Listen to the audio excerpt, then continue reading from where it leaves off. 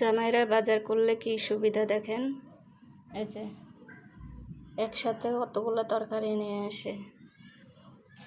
এই যে এখানে কি আনছে, চিকন লতি, এগুলো কি দেখি, ঝিঙ্গাগুলো ভালো আছে, একবারে তাজা তাজা। এই যে দেখেন একবারে সুন্দর তাজা। আর এই যে এখানে আছে কচুরমুখীও ভালো আছে, বড় বড়। এই যে এখানে আছে কি পেঁপে, এই যে পেঁপেগুলো সুন্দর মশলা দিলে দেখেন।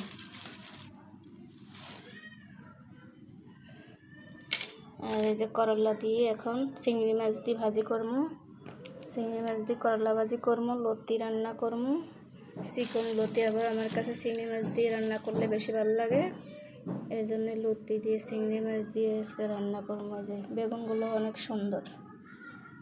জামাইরা বাজার করলে ভালো, অনেক বাজার আনে।